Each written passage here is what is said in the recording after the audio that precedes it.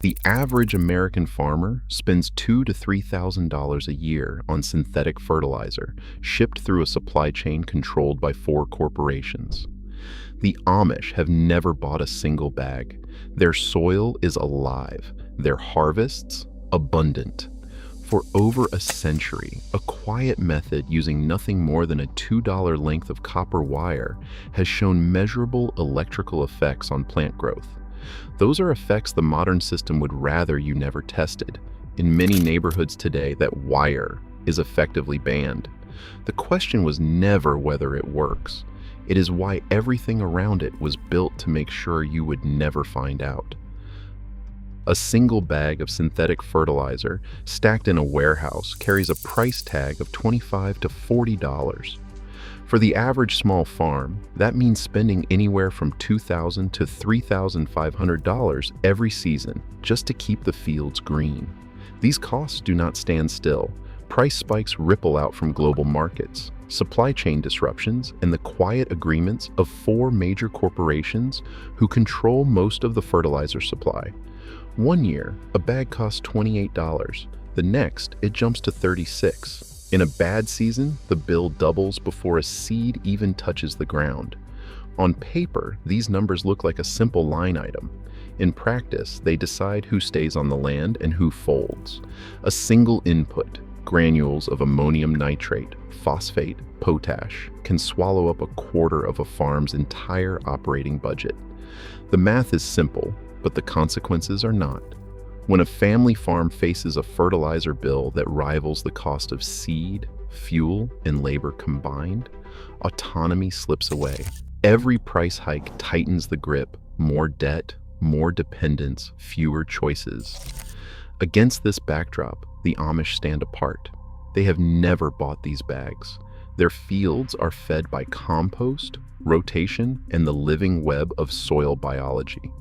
Where the industrial farmer faces a yearly ransom, the off-grid grower can walk into a hardware store, pick up a $2 length of copper wire, and step back into the field. The price gap is not just a matter of dollars, it is a measure of control. One system demands a constant flow of cash and compliance. The other, a quiet investment in natural cycles and biological resilience. For most, the choice is made for them by the economics of the supply chain, but the possibility of escaping the trap remains, sometimes, in nothing more than a length of wire. A homesteader stands in the field, copper wire in hand.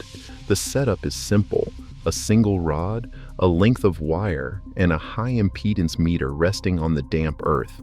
No power source, no batteries, just the open sky above and the living ground below. The copper antenna rises 1 meter from the soil, catching the invisible tension between earth and atmosphere. At this hour, just after sunrise, the meter's needle stirs. The digital readout climbs, 110 volts per meter. Sometimes it reads 80, sometimes 120, depending on the charge in the morning air. The current is faint, a whisper, not a shout, measured in microamps. But it is steady and it is real. The homesteader touches the probes to the wire and the buried ground rod. The numbers settle. Voltage, always positive, moves from the sky through the antenna into the soil. The meter confirms what old field manuals once described and what modern textbooks rarely mention: the earth is not dead and the air above is not empty. This quiet circuit, a loop between sky and root zone, channels the ambient electric field that wraps the planet, about 100 to 150 volts per meter, strongest in the early morning before the day's heat scatters the charge. No fertilizer bag, no chemical drum, no diesel engine is needed for this demonstration. The soil itself becomes the living conductor. The only inputs are a rod, a wire, and the patience to watch the numbers rise with the sun. The field's silence is broken only by the soft click of the meter and the low hum of insects waking in the grass. What emerges is not a theory, but a measurement, a tangible connection between atmosphere and earth, captured by a tool so basic it costs less than a cup of coffee. This is the physical proof that the old stories about atmospheric energy are not just folklore, they are measurable fact, waiting in the open air for anyone willing to look. A seed cracks open in darkness, its first pale root searching for contact with the earth. In controlled trials, time-lapse footage captures the difference. Seeds exposed to a steady, low-voltage field, about 100 volts per meter, push their roots down a full day ahead of untreated controls. The effect is small but persistent. In a side-by-side test, germination rates rise by 12%, and the first green shoots appear hours earlier.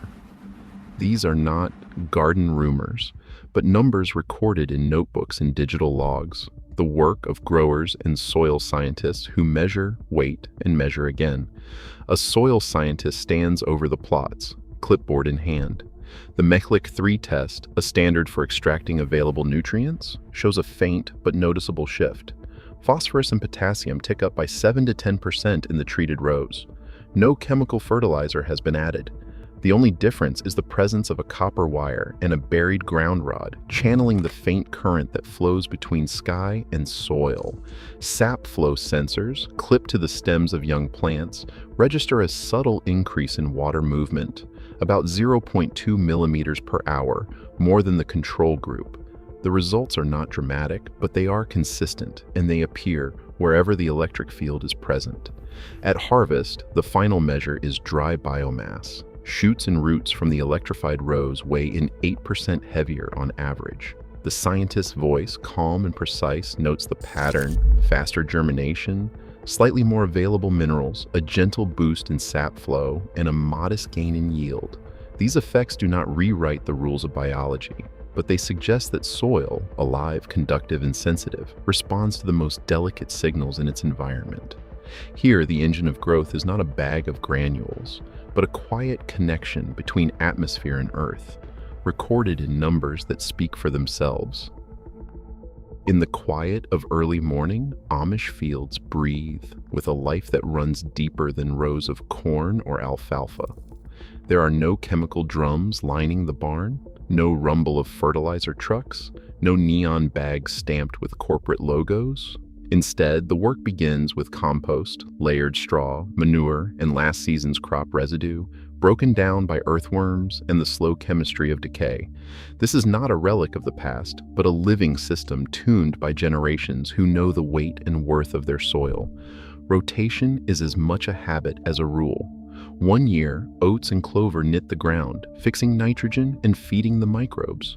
The next, corn follows, drawing on the reserves left behind. Each crop gives something back or takes only what it needs. The result is a patchwork of greens and golds, each plot at a different stage, never exhausted, never stripped bare. In the barn, the compost pile steams in the chill, alive with unseen workers, bacteria, fungi, and beetles, transforming waste into black, crumbly humus. This is the fertilizer here, made, not bought. Nothing is wasted. Ash from the wood stove, feathers from the chicken yard, even kitchen scraps all return to the earth. The system is closed, self-sustaining, and quietly resilient.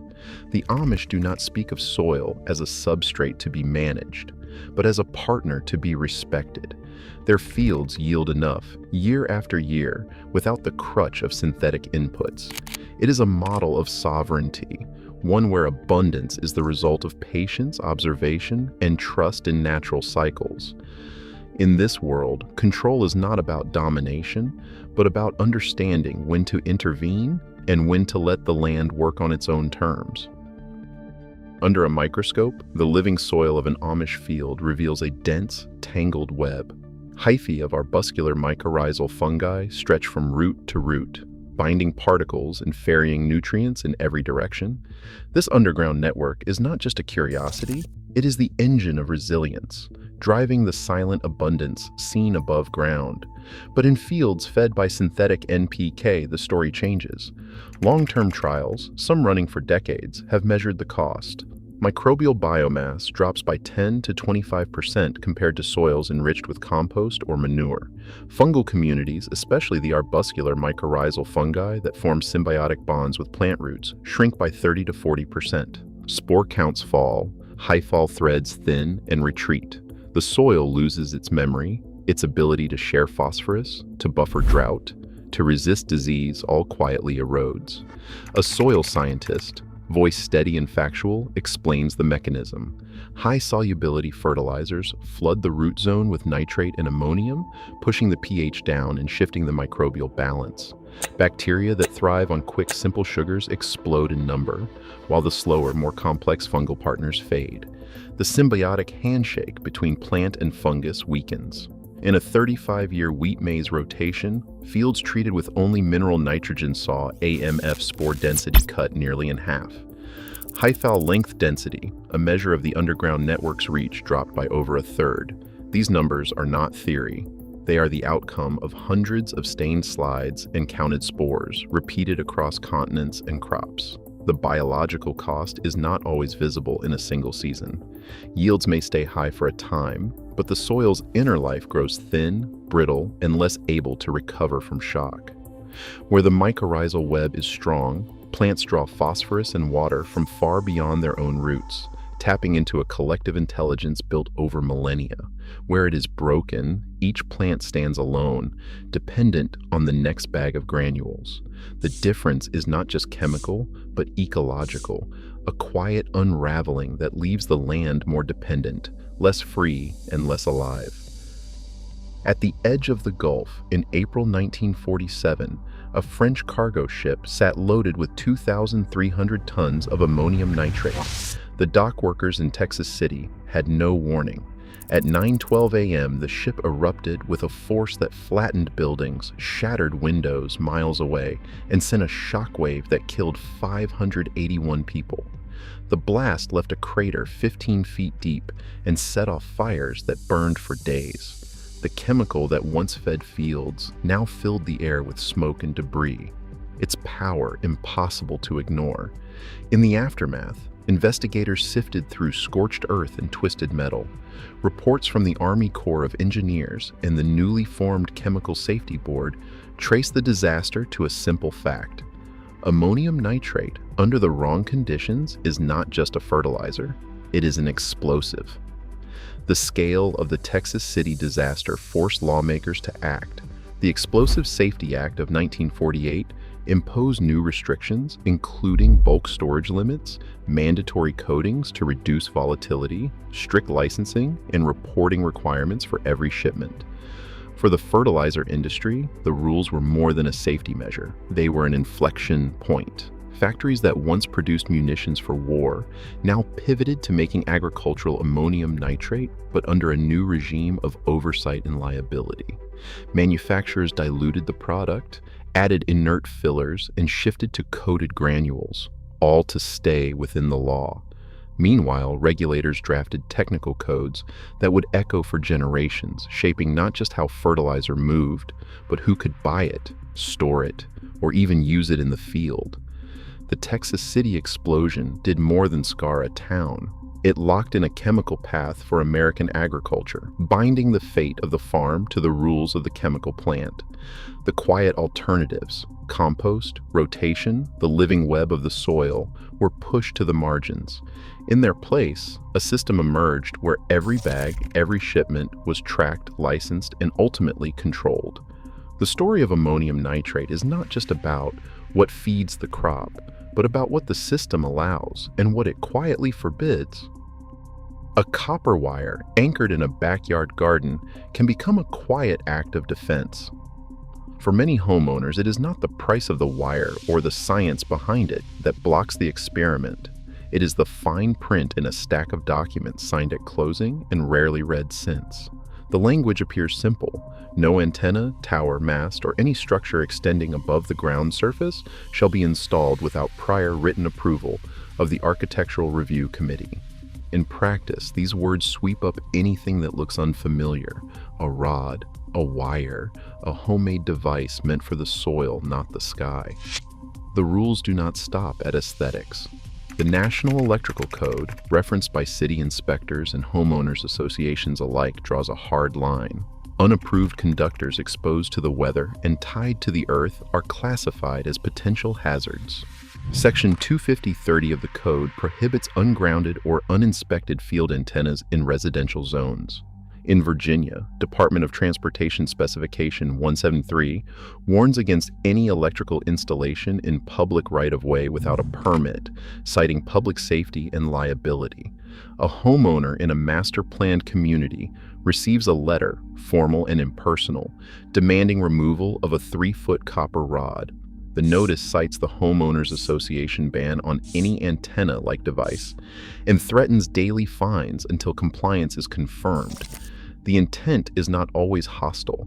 Boards and city planners claim to protect property values, utility lines, and the look of the neighborhood. But the effect is clear. The simplest tools for drawing natural energy into the soil are pushed out of sight or out of reach. For those who want to experiment with atmospheric electricity, the barrier is not technical. It is legal.